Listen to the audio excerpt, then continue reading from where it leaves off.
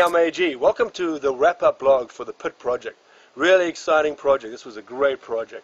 First of all, before we jump right in, I want to take the time to thank everybody involved. That includes the support team. They were fantastic, unbelievable. A lot of them donated their time, their vacation time, to come out and help in this project. A big, great thanks. We've never been able to do this project without them.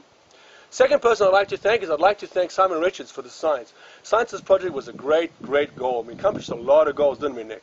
Yeah, one of the goals that we had on the project was to put meters that were going to be left overnight so they can test the different changes on the water. We've had these meters moving through the cave during the dives, okay? And I think that was quite challenging to, pull them out of the pocket. You remember? Yeah, it certainly was, wasn't it? Yeah. Especially placing these meters up in the flow so that we could get different readings at different depths and up against the wall and stuff like that. It's pretty interesting, pretty fun stuff. Yeah. I think he actually had it pretty good. You remember when we placed those meters the last day, the water was already changing there, so he probably recorded that too. Oh yeah. He got some good readings for sure. Yeah. Then the other thing that we did is we took the Aqualab, which is a machine that is measuring the salinity, the pH, the conductivity in the water as you dive. How was that to work? As well as the temperature, remember that as well. Yeah. That was really interesting. I tell you what, that Aqualab is just this little stick that fits like a stage bottle. And the interesting part is that we didn't want to create a lot of movement around the Aqualab because that changes the water quality and therefore changes the readings and the sensitivity of the readings. And we really saw that in this project, that with the CCRs we got a lot better reading than the previous projects we've used that on open circuit, where we were getting some, I wouldn't say false readings, but misleading readings. Exactly.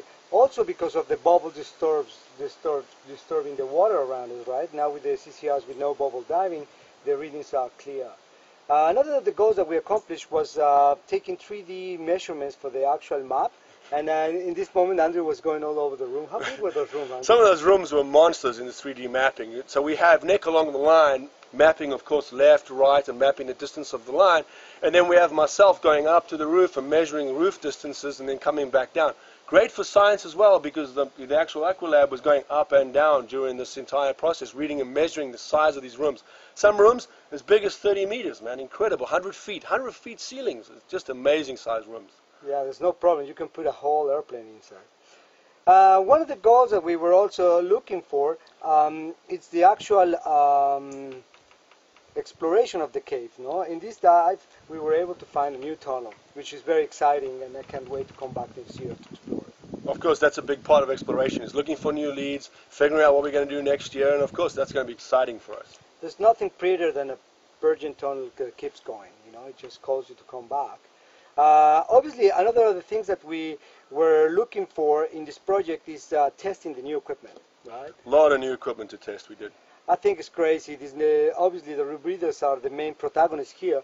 I couldn't believe my mind, after being 2 hours under 300 feet, and your gauge is still reading, like completely full tank. Unbelievable. I mean, it was one of those things, after, as you said, 2.5 hours bottom time and all the ascent and all the deco and all that, you get back and you look at your gauge and you've used 10 bar, 150 psi out of your tanks. It's like we hardly used any gas at all. It's crazy. And you ultimately feel safer back in the cave, because even at the max penetration, at the max end, at the end of the line, when we looked at the gauge, it was full.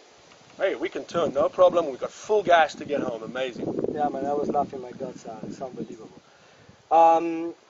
Also, some of the things that we did, that we were testing in this dive, we wanted to test the rebreathers under maximum decompression. And we perfected the ratio deco for CCR, right? No, absolutely. That was one of our big goals, was to figure out the compatibility of ratio deco into CCR on a max deco dive, and we found it was absolutely perfect. I mean, there was just no changes, really great decompression, clean as hell. In fact, we had some success with this, didn't we? We were able to... Exactly. We actually pushed the limits in here because of the conditions allow it. We have really warm water. I was using also electrical heating in combination with a 30 degrees centigrade habitat, So yeah, the habitat was a lot of fun. Spent 120 minutes in deco with this guy in that habitat. Unbelievable. Yeah. Especially because you have no gloves. It's just a perfect place for these tests. So we were able to, shorten up the oxygen deco a little bit and get a little bit better efficiency there. And of course, that's important to us to keep pushing that oxygen time down so you get less oxygen exposure. Because in maximum deco, it's really about less oxygen exposure. Like for instance, Nick, You know, I know that most rebreather guys try to run their rebreathers at 1.2. I ran my rebreather at 0.7 throughout the entire bottom time and only pushed it up to a 1.0 during the decompression. Being that it's manual, I have complete control over whether or not we're going to do 0.7 on the bottom and 1.0 in deco and blah, blah, blah, and how I want to push things and move things up. And in fact, we even ran our gas brakes on the rebreather. So we were able to pull in and do back gas brakes, our traditional style, but on the rebreather, dropping the PO2s down to 0.5 during the back gas brakes. Yeah, this is going to allow us to make much often the dives without having to refill even deco bottles because they're just there in case of our rebreather failure.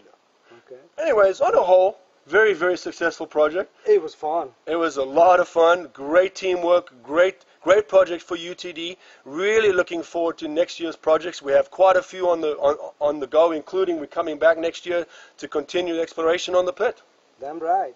We'll see you here next year. See you guys next year. Cheers.